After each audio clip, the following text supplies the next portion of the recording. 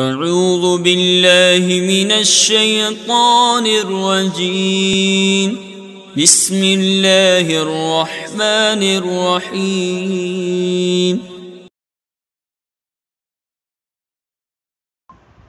عزیز طلباء، السلام علیکم ورحمۃ اللہ وبرکاتہ۔ میں محمد ناصر حسین مصباحی، استاد دارالعلوم غریب نواز الہ آباد سے جماعت رابعہ کے تمام طلباء سے مخاطب ہوں۔ آج 10 اگست 2020 کی تاریخ میں آپ کی کتاب دروس البلاغت کے نئے سبق کا آغاز ہونے جا رہا ہے۔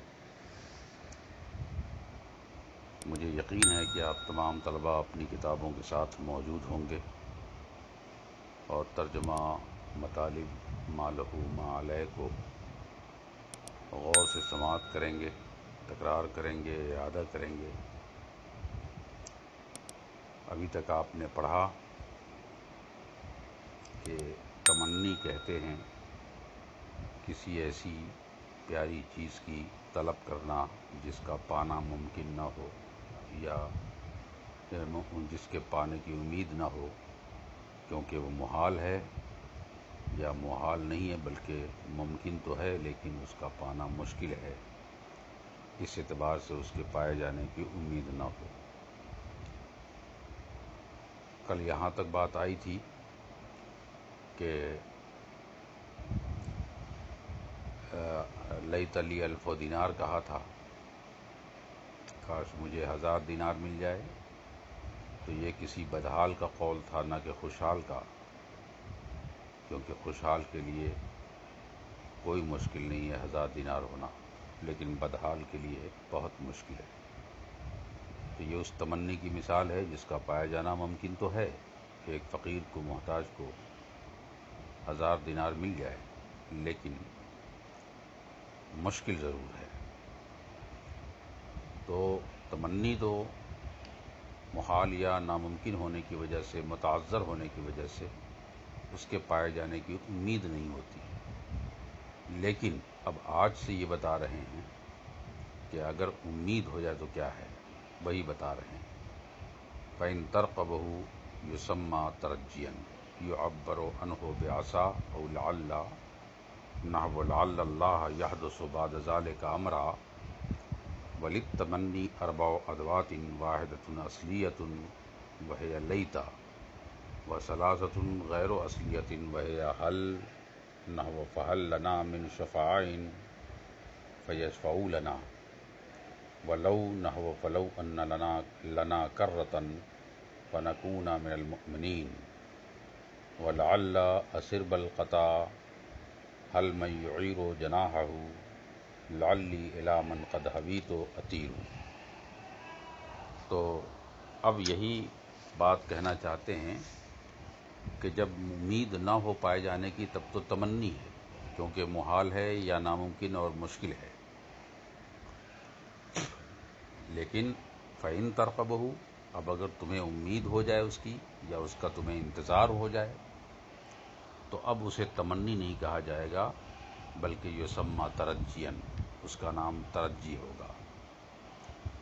اور وَيُعَبَّرُ عَنْهُ بِعَصَا، اور ایسی بات کو بیان کرنے کے لیے عصا لایا جائے گا یا لعل لایا جائے گا، عصا کا استعمال ہوگا یا لعل کا استعمال ہوگا۔ جیسے مثال میں ہے لعل اللہ یحدث بعد ذلک امرا، ہو سکتا ہے اس کے بعد اللہ تعالیٰ کوئی سبب پیدا فرما دے۔ تو یہاں دیکھیے لعل سے بیان کیا ہے، یہ بھی تمنی کا حرف ہے، لیکن یہاں تمنی مراد نہیں بلکہ ترجی کے لیے ہے۔ کہا کیوں؟ کہا اس لیے کہ یہاں اللہ کی طرف سے جس چیز کے پیدا ہونے کی امید کی جا رہی ہے وہ چیز یہ ہے کہ جب طلاق کے بعد عورت عدت میں، ایام عدت میں ہوتی ہے اور عدت کے ایام گزار رہی ہوتی ہے، تو ہو سکتا ہے کہ شوہر کے دل میں بیوی سے نفرت کے بجائے محبت پیدا فرما دے، یا ہو سکتا ہے کہ جو اس نے طلاق کا ارادہ کیا ہے عدت گزارنے کے درمیان، طلاق کا جو ارادہ اس نے کیا ہے، اللہ تعالیٰ اس کے دل میں ارادہ طلاق کو ختم کر دے اور رجوع کا جذبہ پیدا کر دے، یہ ہو سکتا ہے۔ تو یہاں اللہ کی طرف سے ایام عدت میں شوہر کے دل میں نفرت کے بجائے محبت اور ارادہ طلاق کے بجائے رجوع کو پیدا کرنے کا ایک امید پائی جاتی ہے، جو ممکن بھی ہے اور متوقع الحصول بھی ہے، یعنی اس کے امید بھی ہے اور ممکن بھی ہے کہ اللہ تعالیٰ دونوں کے درمیان پھر سے الفت پیدا کر دے، طلاق ختم ہو جائے، طلاق کا ارادہ ختم ہو جائے، اور پھر اس کے بعد دونوں میاں بیوی اپنے حسب معمول زندگی گزار سکے۔ تو یہ ایک مثال ہے جس کو بیان کس سے کیا؟ لعل، ہو سکتا ہے، یہ نہیں کہا کہ کاش اللہ پیدا کر دے، بلکہ ہو سکتا ہے کہ اللہ تعالیٰ اس کے بعد ہے نا کوئی امر اور کوئی سبب پیدا فرما دے جس سے کہ میاں بیوی کی زندگی معمول پر آ جائے۔ اسی آیت کے تحت یہ کہا گیا ہے کہ جب کبھی زوجین میں میاں بیوی میں منافرت پیدا ہو جائے، لا تعلقی کا ماحول بن جائے، جھگڑا تکرار ہو جائے، یا اس طرح سے نفرت کا جذبہ پیدا ہو جائے، تو حکام کو اور قاضی حضرات کو یا مفتیان کرام کو اجرت سے کام نہیں لینا چاہیے، بلکہ انتظار کرنا چاہیے تاکہ اللہ تعالیٰ ان دونوں میں کوئی راستہ پیدا فرما دے کہ بجائے طلاق کے دونوں میں رجوع کا جذبہ پیدا ہو جائے۔ تو دیکھا آپ نے کہ یہاں پہ لعل یہ ترجیح کے لیے ہے۔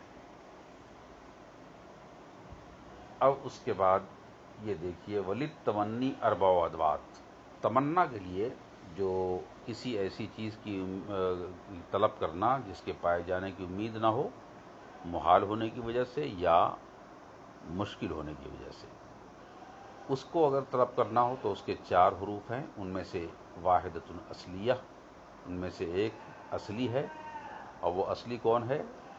وہ لیتا ہے۔ اصلی ہونے کا مطلب یہ ہے کہ اصل وضع میں تمنی کے لیے ہی وضع کیا گیا، تمنا اور آرزو کے معنی ہی کے لیے بنایا گیا ہے، اور اس کی موضوعیت اصل وضع میں تمنا کے لیے ہے۔ وہ کون ہے؟ وہ لیتا ہے۔ لیتا کی وضعیت جو ہے آرزو اور تمنا کے اظہار کے لیے ہے، وہ صرف ایک ہے، وہ کیا ہے؟ لیتا ہے۔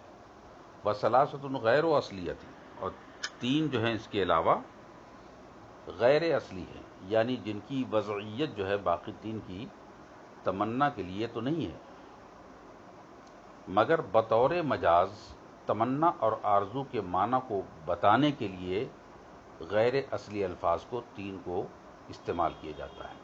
اور ان میں کون کون ہے؟ جیسے حل ہے، پھر اس کے بعد لو ہے کہ نہیں، اور لعل ہے۔ یہ تینوں کے تینوں ہیں جو کبھی کبھی تمنا کے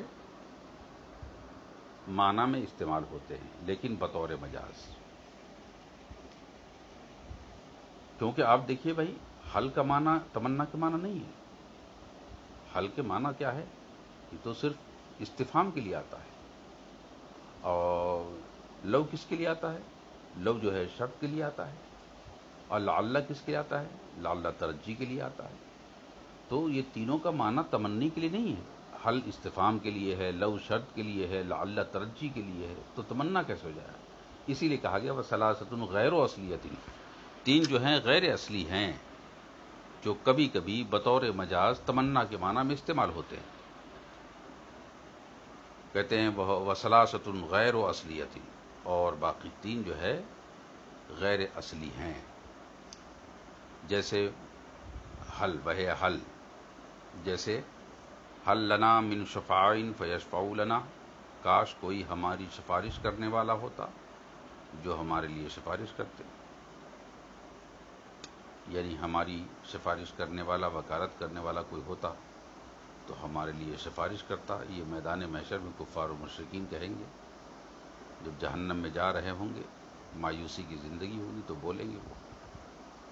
فَهَلْ لَنَا مِن شَفَاعٍ يَشْفَعُ، کا ہے کوئی جو میری سفارش کرے؟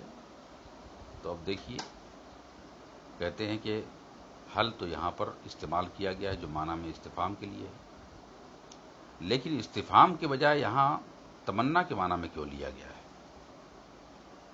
اب یہ بھی ایک سوال ہے.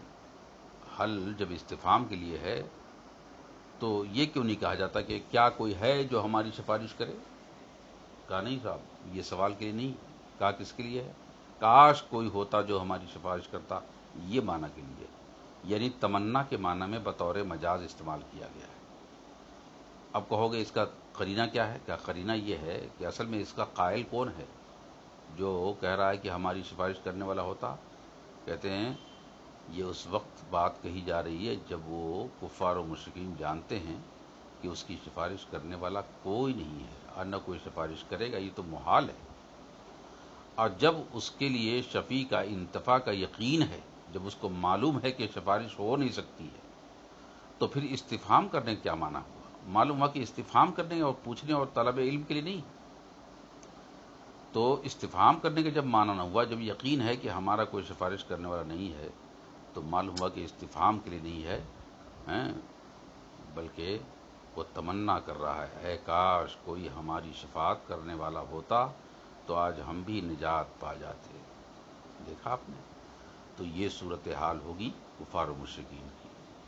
اسی طرح لو ہے دوسرا جو غیر اصلی ہے مگر تمنا کے معنی میں استعمال ہوتا ہے، جیسے نحو لو ان لنا کرۃ فنکونن من المؤمنین، کاش ہمارا دوبارہ لوٹنا ہو جاتا تو کیا ہوتے؟ ہم دوبارہ لوٹ کر مومن ہو جاتے. اب تک تو کفر و شرک کر رہے تھے، اب ہم مومن ہو جاتے تاکہ یہ عذاب سے نجات مل جاتی. یہ کون کہیں گے؟ کفار و مشرکین. اس مثال میں جو ہے لو اننا، لو اپنے معنی اصلی شرط میں ہوتا ہے، لیکن یہ شرط کے معنی میں نہیں یہاں پر، بلکہ تمنا کے معنی میں. کہا کیوں؟ کہا اس لیے کہ اگر اس کو معنی اصلی شرط پر محمول کیا جائے گا تو اس کے بعد واقع فعل مضارع کے نصب کے لیے کوئی وجہ نہیں ہے. لو ان لنا کرۃ فنکونا، فنکونا فعل مضارع منصوب ہے، یہ منصوب ہونے کا کوئی معنی نہیں ہے. معلوم ہے کہ جزائے شرط ہے، یہ ہے نا، یہ ہے.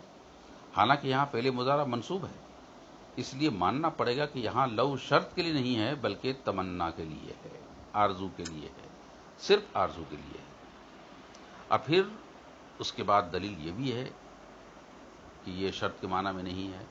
اگر کوئی ہوتا تو ہم مومن ہوتے، نہ شرط پائی جائے گی اور نہ جزا پائی جائے گی. کہا کیوں؟ کہا اس لیے کہ دوبارہ کبھی لوٹنا ممکن ہی نہ ہوگا ان کا. جب یہ محال ہے تو یہ لو کے ذریعے سے شرط و جزا نہیں پیش کرنا ہے بلکہ بتانا ہے اے کاش دوبارہ لوٹنا ہوتا، اے تمنا ہے کہ اے کاش دوبارہ لوٹنا ہوتا.